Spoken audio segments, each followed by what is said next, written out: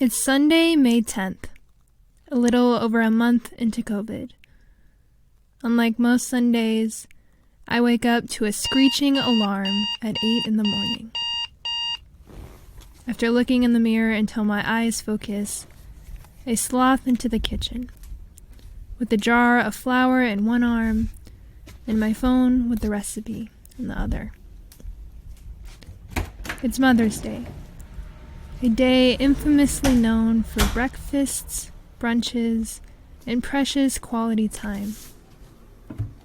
And while my family normally doesn't eat any meals together, we are all going to sit down at the same table in a couple of hours for the sake of eating some pancakes and showing our love for each other.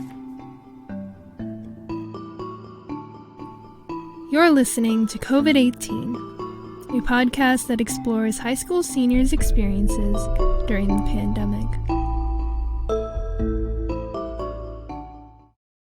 Heading into May, most seniors were either finally settling into life at home or the complete opposite.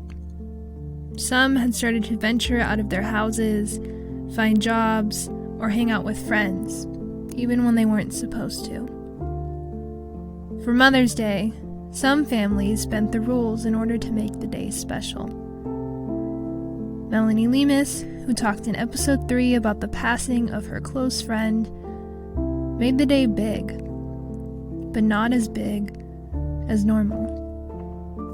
My family is they're serious about it, but my aunts and uncles still came over and we spent it at my grandma's house.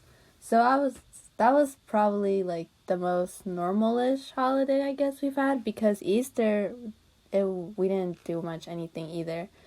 So Mother's Day was like that. It still wasn't as big, because normally I'd have everyone from my cousins from LA or San Francisco come over, but this time it was just us. However, for others like Aaliyah Moreno, who talked last week about the forms sent out for graduation, the virus didn't allow her to even spend Mother's Day with her mom. I didn't even get to see my mom because my mom works for the county in a government job. So right now she's still seeing people, so she didn't want to risk me getting infected or my grandmother. So I wasn't able to spend it with my mom. I spent it with my grandma. When Mother's Day rolled around for me, I knew I wanted to make it even more special than most. Over the weeks leading up to that Sunday, my mom had insisted I take a weekend off with my stepdad to get my mind off the consistent chaos at home. With my grandma getting increasingly forgetful from her Alzheimer's, and my grandpa pushing the rules for our safety when they left the house, it had become stressful for both my mom and I. Even though I assured her I would be fine, my mom persisted, and I decided to go for her wishes. However, on the drive home the following Monday, my mom called my stepdad, and after a few minutes, began to cry about how depressed she was staying there. She didn't know it at the time, but this familiar moment broke my heart.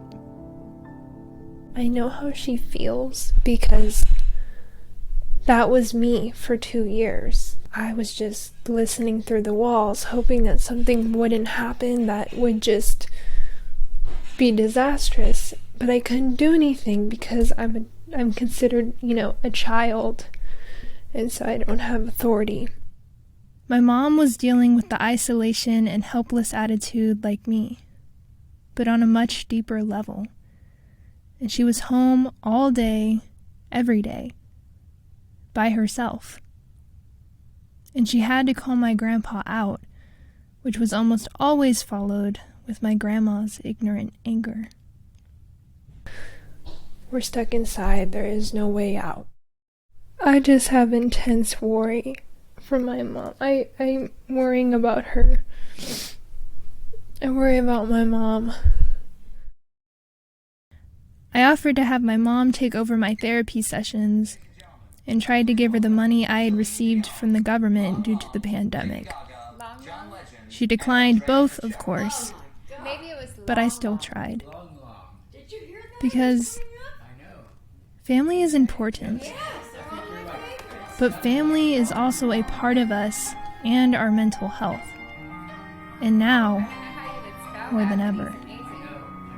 Oh, I think just students in general aren't the only ones that are struggling with, the pandemic and the shelter in place. I think, parents, the whole family unit is under more stress as a result of this shelter in place.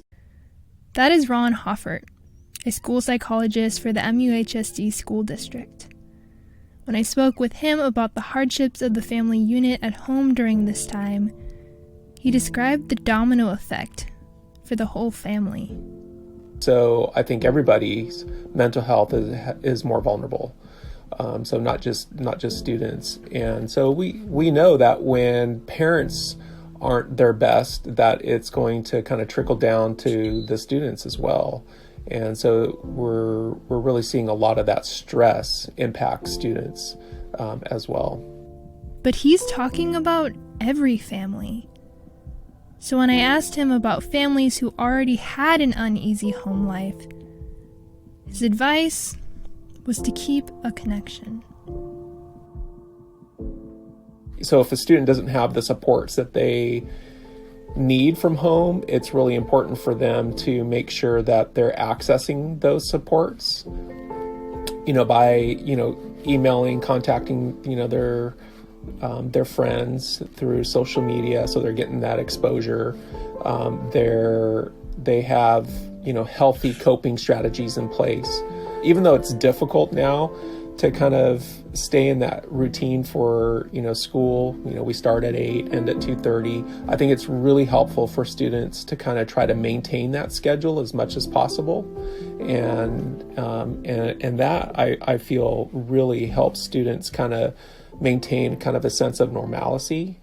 So it's clear two things were very important for maintaining all sanity for high school seniors: routines and friends.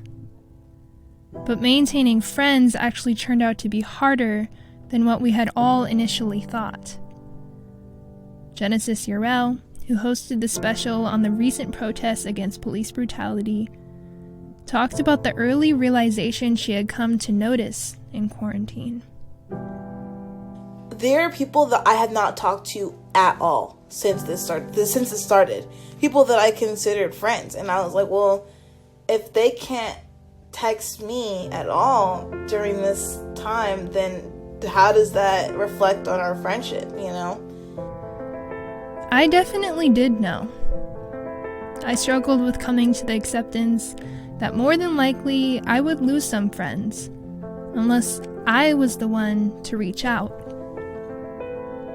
But then it had me thinking, what's the point if they don't ever reach out to me? You're kind of getting a glimpse of what it's going to be like when you go off, because you're not seeing these people all the time, people that you thought were your friends. So then it's like, well, is this how it's going to be once I leave? Are we not going to talk at all? Is it going to be me having to initiate everything? Is it going to be like, how different is it going to be? It seemed like the pandemic had put time at a standstill. But in moments like this, seniors were getting a glimpse into the future before they were ready for it. And those psychological effects Ron had mentioned, especially in establishing those connections and keeping up with social media, could be more devastating than imagined. Join me next Friday as COVID-18 continues to explore the effects of social media with both increasing fear of the virus and the influence diet culture plays on our seniors. Remember to listen to previous episodes for more information on the seniors introduced again in today's episode.